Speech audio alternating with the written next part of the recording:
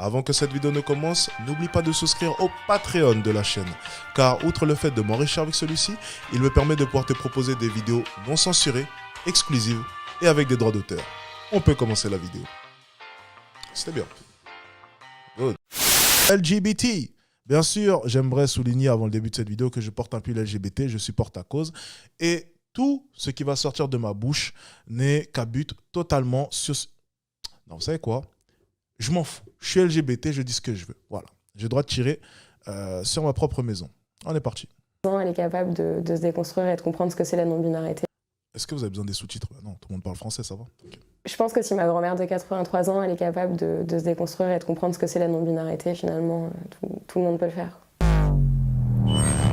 Ouais, enfin, je suis pas ta grand-mère, ma petite, hein, donc tu vas te calmer. Hein, c'est pas un bon argument, ça. Mais, ok, on l'écoute, on l'entend. Parce que j'en ai vu, hein, des vieux cons. Hein. J'en ai vu. Alors, je suis pas en train de dire que ta grand-mère est une vieille conne, hein. Je n'ai pas dit ça, mais j'ai juste que j'en ai vu des vieux cons. Hein. Crois-moi, j'en ai vu, avec des pensées bien ancrées, bien bidons. Donc ça peut aussi aller dans le sens du progrès et dans le sens de la génération actuelle. Hein. Comme quoi, oui, une coupe de cheveux très originale, hein, tout ça. C'est quoi, boucle d'oreille? Ouais, bah oui, bah écoute, hein, elle nous a pas sorti le fameux piercing, hein.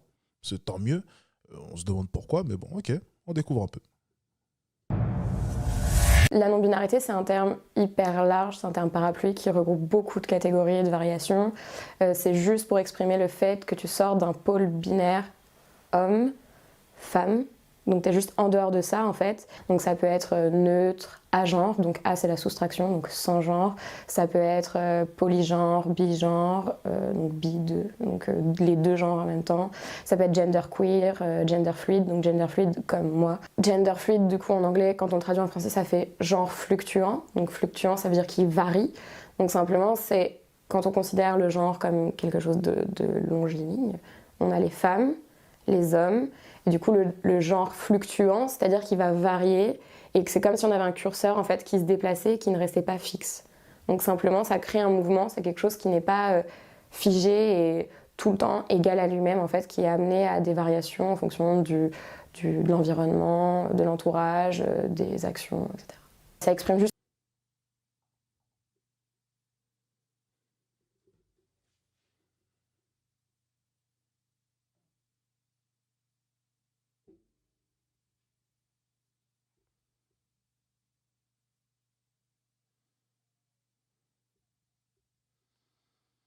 C'est quoi? Qu'est-ce que je viens... J'ai pas compris. Donc en fait, maintenant, il y a autant de termes pour se définir.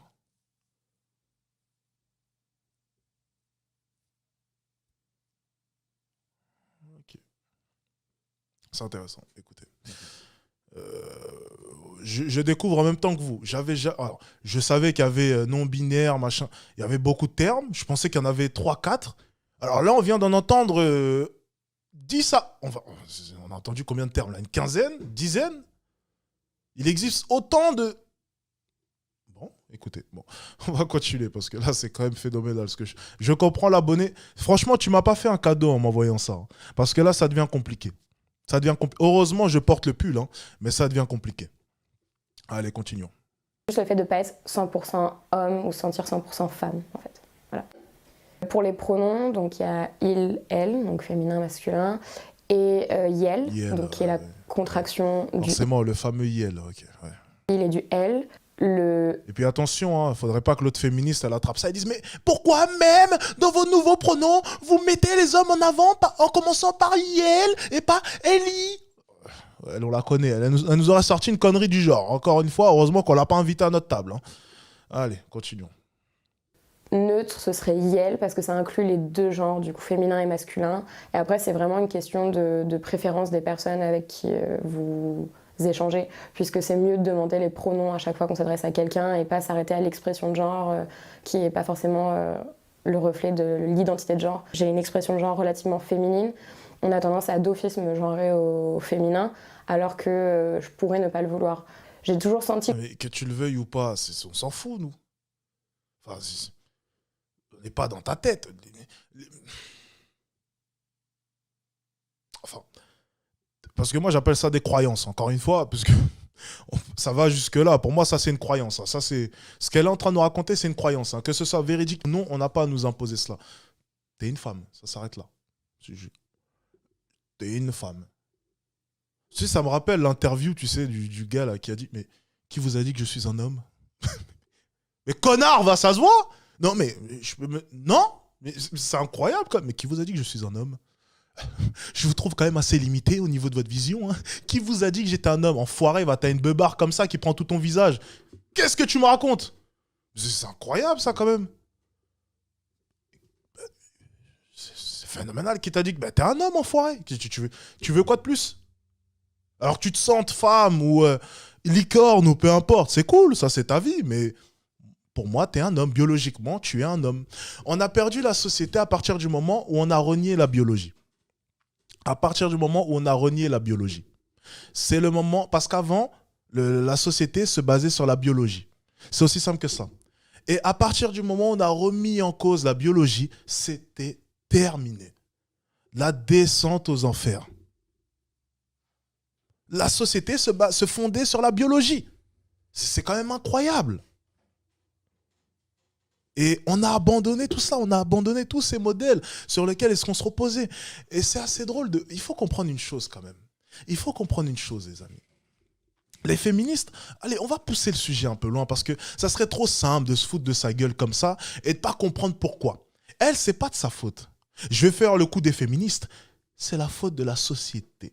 Mais là, pour le coup, c'est vraiment la faute de la société parce que la biologie, elle ne nous montrait pas du tout cela.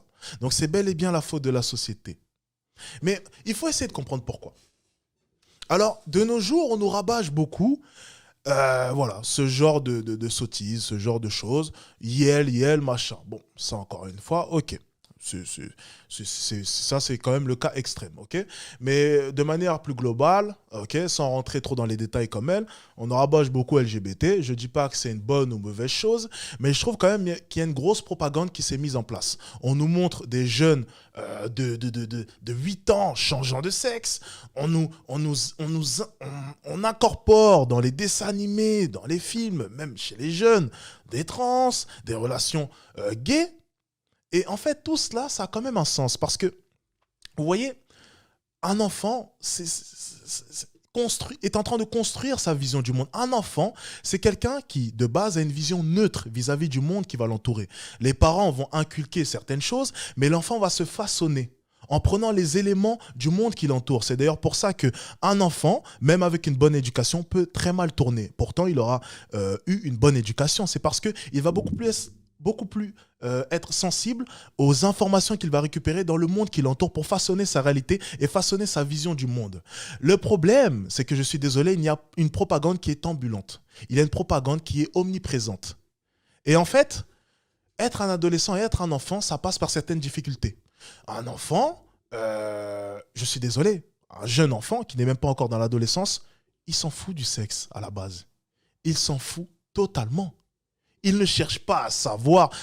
Un enfant, ça ne lui passe. Rappelez-vous, au temps de l'école primaire, on ne cherchait même pas à parler de ce genre de choses. On s'en foutait totalement. Alors ça nous arrivait de toucher les coucougnettes, mais on était comme ça, on rigolait. Ah, ben c'est drôle, c'est mou. Pas moi, je parle des femmes qui touchaient les coucougnettes. Et inversement, attention les gars. Oh, ben c'est drôle, c'est mou ça. Mais regarde, mais tiens, tu peux toucher ici. Voilà, c'est des trucs d'enfants, c'est bête, il n'y a pas vraiment de réel sens derrière ça. Un enfant, c'est pas aussi conscient. À la base, c'est pas aussi conscient que cela. Mais le simple fait de commencer à incorporer dans l'esprit de certains enfants que il n'y a pas de genre, tu peux te sentir homme ou femme, mais ça peut tout changer. Parce que ça peut arriver, tu vois, qu'une fille naissant d'une fratrie de frères, ou bien une fille venant d'une fratrie, d'une famille avec 2 sœurs et qu'elle soit la 3e sœur et qu'elle l'ait su peut-être comme ça par inadvertance que ses parents voulaient plutôt un 3e garçon, pourra peut-être s'orienter vers un comportement plus masculin en agissant du coup comme un garçon manqué entre guillemets. Donc l'expression garçon manqué, ça, en psychologie, ça a déjà été expliqué. Ok ?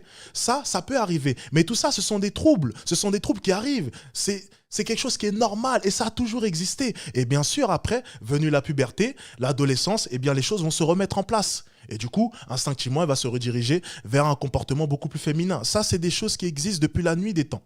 Depuis la nuit des temps. Mais maintenant, on met très tôt au courant dès l'adolescence les jeunes que on peut se sentir homme, on peut se sentir femme, et du coup, tous les modèles qu'on a construits depuis des dizaines et des dizaines d'années sont déconstruits. Et forcément, les jeunes se retrouvent influés par tout cela. C'est un peu préparé avec le patriarcat. C'est ce que les femmes pointent du doigt. C'est que la société va dicter notre manière de penser et dicter ainsi nos choix en tant que femmes. C'est à peu près la même chose avec LGBT. C'est que forcément, avant, il n'y avait pas tous ces questionnements. Il n'y avait pas toutes ces options. Il n'y avait pas de Yel, il n'y avait pas de machin, il n'y avait pas le choix. Et du coup, les choses se faisaient de manière naturelle. Un enfant pouvait être assez brusqué vis-à-vis de sa sexualité, peut-être durant l'adolescence, mais ensuite les choses, se remettaient petit à petit en ordre. Là, la société a tout déconstruit et a reconstruit un nouveau modèle qui ne se base plus sur la biologie, mais qui prétend que le genre n'existe plus. On a abandonné le côté biologique des choses. Là est tout le problème. Là est tout le problème. On touche à un gros problème. Encore une fois. Alors, attention, problème. Est-ce que c'est bien? Est-ce que c'est mal? Ça, j'en ai aucune idée. Mais quand je vois des cliniques aux États-Unis qui apparemment commencent à opérer des enfants de 4-5 ans pour changer de sexe, là, par contre, pour moi, j'appelle ça un problème. Que les gens veulent changer de genre, que les gens veulent s'orienter vers telle ou telle appellation. Ok, je veux bien. Mais qu'on se mette à changer le sexe d'enfant, là, tu vois, on touche quand même à quelque chose de bizarre. De très, très, très dangereux même, je dirais. Là, ça devient très dangereux. Bien. Continuons. J'étais une femme, mais qu'il n'y avait pas que ça. Il y avait autre chose qui entrait en résonance et qui faisait que je ne me sentais pas vraiment complète en disant juste que j'étais une femme. C'est pour ça que je me suis toujours revendiquée depuis 2 ans en tant que femme non-binaire. J'ai fréquenté une personne trans qui a réussi plus facilement que moi à poser des mots en fait sur ce que je ressentais et sur ce que je pensais potentiellement être. Et finalement, une fois qu'on a fait vraiment des recherches ensemble, je me suis dit, mais c'est sûr que c'est ça en fait. Jusque-là, c'était très dur de m'aider. Voilà, c'est le modèle, voilà, c'est l'exemple parfait. On a un problème peut-être durant son adolescence ou peu importe. Et puis on va aller sur Internet et puis on va découvrir qu'il y a tout un tas d'informations, de gender, de machin chouette, de changements, de trucs. Et on va se dire, c'est ça. C'est sûrement ça. Alors ça peut être simplement une passe que peuvent... Enfin, ces problèmes-là, ça existe depuis des centaines et des centaines d'années. Depuis des centaines et des centaines d'années. Et encore une fois, le simple fait de proposer une telle solution aux jeunes, instinctivement, ils choisiront celle-ci. Et c'est à peu près pareil avec l'obésité. J'en parlais. Fournir une solution, une excuse plutôt, une raison à ces jeunes qui est de dire que l'obésité est en grande partie une maladie, forcément, même un jeune homme qui de base était simplement gros et se laissait aller, choisira cette option qu'on lui tend. C'est à peu près pareil avec ce genre de choses. C'est que même un jeune adolescent qui passe par ce genre de questionnement, on va lui fournir, entre guillemets, une solution. Solution? Est-ce réellement une solution? Je ne sais pas. Encore une fois, on ne critiquera pas. Le cancel est partout. Je porte LGBT, je le rappelle, love is love, donc je ne dirai rien. Bien. Des mots là-dessus, parce qu'on a un manque d'informations qui est hyper conséquent, parce qu'on est dans une société hyper cis hétéronormée, donc c'est hyper difficile de sortir de ces cases-là qui passent partout par l'éducation, la pub, l'école, enfin vraiment. Quand on nous dit en fait, vous voulez sortir des cases, mais vous mettez dans des nouvelles cases, c'est une case qui permet surtout de rassurer en fait des communautés minoritaires et marginalisées comme la nôtre. C'est vraiment en fait de se sentir pas seul, de se sentir compris, de se sentir accompagné et de simplement pouvoir permettre une identification beaucoup plus facile, parce que le fait qu'on puisse pas mettre de mots sur nos identités, ça trouble vraiment notre construction et ça peut rendre beaucoup plus difficile notre vie. Souvent, c'est un truc qui revient, par exemple sur Twitter, on m'a dit dernièrement que j'existais pas et que j'étais simplement le fantasme d'une société qui partait en décadence complète. Ce qu'on nous reproche souvent sur les réseaux sociaux, c'est d'être trop énervé, trop extrême, etc., les militants, alors que, en fait, moi, dans la journée, il y a 10-15 personnes qui vont me dire 15 fois que j'existe pas, alors que non, on existe, et on existe depuis vraiment des centaines et des centaines d'années. Simplement, les paroles se libèrent de plus en plus, donc on a l'impression qu'il y a plein de personnes non binaires et qu'il n'y en avait pas avant, alors que non, on a toujours été là, simplement maintenant on se taira plus et on a vraiment de la place à prendre. Ok, intéressant. Bon, moi, j'ai rien contre LGBT. D'ailleurs, je supporte la cause. Mais c'est vrai que, bon, toutes ces définitions-là pour définir un individu, toutes ces questions, enfin, j'ai toujours un problème avec le fait de remettre en cause la biologie. Vous voyez? Ok, on peut dire de moi que je suis une femme, mais je me sens homme. Ok. Mais dire je ne suis plus une femme parce que, de par ma pensée, j'ai dit que j'étais un homme, donc je suis un homme, non. Non. Ça, non. Ça n'existe pas. Ça n'existe. Ta pensée ne définit pas le monde. Si la pensée avait un tel pouvoir, mon ami, tu nous aurais bien servi pour bien des conflits. Parce que tu aurais donc un super pouvoir, et j'aimerais bien le voir d'ailleurs. Mais ça n'existe pas. Ta pensée n'a pas à dicter la vision du monde aux autres. Non, ce n'est pas parce que tu te sens homme que je dois t'appeler homme. Ça ne fonctionne pas comme ça. Et on en vient à faire quoi du coup? Excuse-moi, avant qu'on commence à parler, alors on se connaît pas du coup Guillaume, donc je préfère te poser la question, tu te sens plus femme ou homme? Je devrais du coup employer quel pronom pour toi? Moi Guillaume, je me sens plus Yel.